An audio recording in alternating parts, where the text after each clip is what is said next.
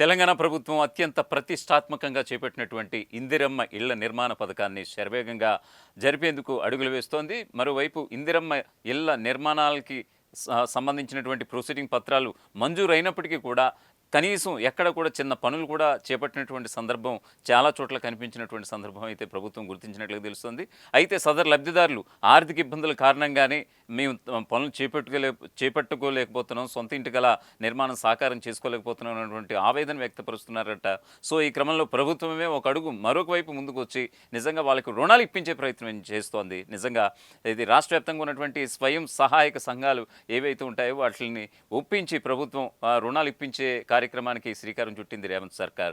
So ఈ క్రమంలో ఎక్కడైతే అడుగులు పడలేదో నిర్మాణానికి, ఎక్కడైతే ఆర్థిక ఇబ్బందుల కారణంగా నిర్మాణానికి అడుగులు వేయలేదో చాలామంది ఇప్పుడు మళ్ళీ ఆ రుణాలతోటి ఇప్పుడు బేస్మెంట్ వేసుకునే పరిస్థితి కనిపిస్తోంది. తద్వారా ప్రభుత్వం నుంచి ఏదైతే 5 లక్షల రూపాయలు విడతల వారీగా, 4 విడతల వారీగా, 5 విడతల వారీగా వస్తుందో ఆ అమౌంట్ ఖచ్చితంగా వాళ్ళ అకౌంట్లో చేరవేయడం కూడా జరుగుతుంది. సో ఈ క్రమంలో ఇందిరమ్మ ఇళ్ల నిర్మాణాల ప్రక్రియ అనేది ఇప్పుడు తెలంగాణ వ్యాప్తంగా ఇప్పుడు షురూ అయిపోతుంది అనేది మాత్రం ఖచ్చితంగా స్పష్టమవుతుంది. వాస్తవానికి రాష్ట్ర వ్యాప్తంగా, తెలంగాణ వ్యాప్తంగా 4.5 లక్షలు తొలి ఏడాదిలో ఇళ్ల నిర్మాణం చేపట్టాలని రేవంత్ ప్రభుత్వం లక్ష్యంగా పెట్టుకుంది. సో ఈ క్రమంలో ఎక్కడికక్కడ ఎవరైతే దీనికి అవాంతరాలు ఏర్పడుతున్నాయో అవాంతరాలన్నీ కూడా తొలగించేలాగా రేవంత్ సర్కార్ సిద్ధంగా ఉండి లబ్ధిదారుల వెంట ఉండి వాళ్ళకి నిర్మాణాల పనుల్లో ఒక అడుగు ఇతోధికంగా తోడ్పడుతూ 5 లక్షల రుణం 5 లక్షల ప్రభుత్వ ఆర్థిక సాయం అందించడంతో పాటు రుణాలు కూడా మంజూరు చేయడం కూడా రేవంత్ ప్రభుత్వం మీద నిజంగా హర్షాతిరేకాలు వ్యక్తమవుతున్నాయి రాష్ట్ర వ్యాప్తంగా. దీనికి సంబంధించి పూర్తి స్థాయి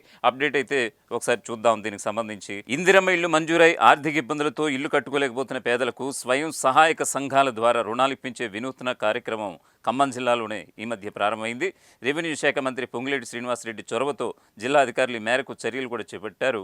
స్వయం సహాయక సంఘాలు అందిస్తున్న రుణాలతో ఇళ్ల నిర్మాణాలు ఒక్కొక్కటిగా మొదలవుతున్నాయి. ఉదాహరణకి ఖమ్మం జిల్లాలోనే తీసుకుంటే మొత్తం 405 మందికి రుణాలు ఇవ్వాలని నిర్ణయించగా ఇప్పటి వరకు 281 మందికి అందించారని కూడా సమాచారం అందుతోంది. ఇక ఖమ్మం జిల్లాలో ఇందిరమ్మ ఇళ్ల లబ్ధిదారులుగా తొలుత 860 మందిని ఎంపిక చేశారు. ఆ తర్వాత అర్హతల మేరకు ఎంపికలు జరిగాయి.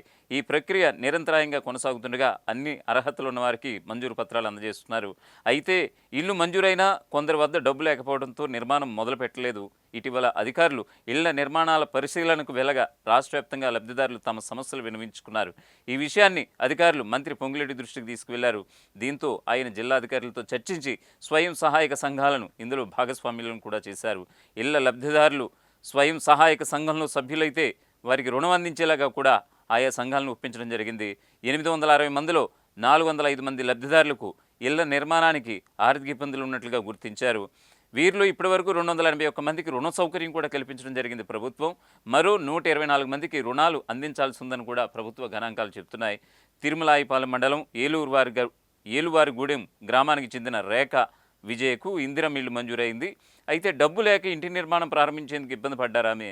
దీంతో ఐకేపీ సాయంతో 50,000 ముద్రా లోన్ కూడా తీసుకున్నారు. అలాగే ఆమె అత్త డ్వాక్రా సభ్యురాలు కావడంతో ₹1,00,000 రుణం తీసుకున్నారు. ఈ సొమ్ముతో నిర్మాణం ప్రారంభించడంతో పునాదుల తర్వాత ప్రభుత్వం తొలి విడత బిల్లు చెల్లించింది.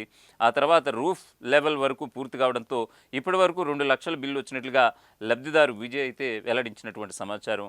సో మొత్తంగా ఓవరాల్గా తీసుకుంటే కనుక తెలంగాణ ప్రభుత్వం పేదల సొంతింటి కలను నిజం చేసేందుకు ఇందిరమ్మ ఇళ్ల పథకాన్ని ప్రతిష్టాత్మకంగా అమలు చేస్తున్నటువంటి సంగతి తెలిసిందే. ఇప్పటికే తొలి విడతతో పాటు మలి విడత లబ్ధిదారుల ఎంపిక పూర్తయింది. అర్హులైన లబ్ధిదారులకు ఎమ్మెల్యేలు, మంత్రులు, అధికారులు ఇండ్ల నిర్మాణాలకు అవసరమైన పత్రాలు అందజేస్తున్నారు. మరికొందరు లబ్ధిదారులు ఇండ్ల నిర్మాణాలు కూడా మొదలుపెట్టారు. ఇక ప్రతి సోమవారం అయితే లబ్ధిదారుల ఖాతాల్లో డబ్బులు జమ చేసేందుకు సర్కార్ అడుగులు సిద్ధంగా పడుతున్నాయి. నిజంగా తాజాగా ఇందిరమ్మ ఇండ్ల పథకం అమలుకు సంబంధించి కీలక అప్డేట్ కూడా వచ్చింది. లబ్ధిదారులకు నిధుల చెల్లింపులకు సంబంధించి స్పష్టమైన గైడ్లైన్స్ కూడా ప్రభుత్వం విడుదల చేసింది. ఈ పథకం ద్వారా లబ్ధిదారులు సొంత స్థలంలో ఇల్లు నిర్మించుకోవడానికి ప్రభుత్వం 5 లక్షల ఆర్థిక సహాయం కూడా అందిస్తుంది. ఈ నిధుల చెల్లింపు ప్రక్రియను పారదర్శకంగా, సమర్థవంతంగా నిర్వహించేందుకు ప్రభుత్వం జీవో 259ని జారీ చేసింది. రాష్ట్రంలో అర్హత కలిగిన ప్రతి ఒక్కరికి ఇందిరమ్మ ఇళ్లు మంజూరు చేయాలని రేవంత్ సర్కార్ లక్ష్యంగా పెట్టుకుంది. ఈ క్రమంలో అర్హత కలిగిన వారి నుంచి ప్రజాపాలన, గ్రామ సభల ద్వారా అధికారులు దరఖాస్తులను స్వీకరించారు. జిల్లాల వారీగా అర్హుల జాబితాను సిద్ధం చేసినటువంటి ప్రభుత్వం తొలి విడతగా ఇంటి స్థలం ఉన్నవారికి ప్రాధాన్యతనిచ్చింది. ఇందులో భాగంగా తొలి విడత 4.5 లక్షల ఇందిరమ్మ ఇళ్లు కూడా మంజూరయ్యాయి.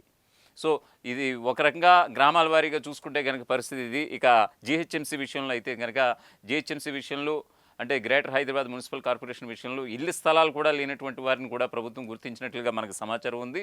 సో ఇక్కడ ఇందిరమ్మ ఇల్లు కాదు, ఇందిరమ్మ కాలనీలుగా తీర్చిదిద్దేందుకు, ఎందుకంటే G+3 మోడల్గా ఒక అపార్ట్మెంట్ కల్చర్ రూపంలో ఈ యొక్క ఇందిరమ్మ కాలనీలు నిర్మించాలని రేవంత్ ప్రభుత్వం కూడా సిద్ధంగా పెట్టుకుంది. సుమారుగా ఇప్పటికే గ్రేటర్ హైదరాబాద్ పరిధిలో సుమారుగా 2 లక్షల మందికి పైగా దరఖాస్తులు వచ్చినట్లుగా సమాచారం అందుతోంది.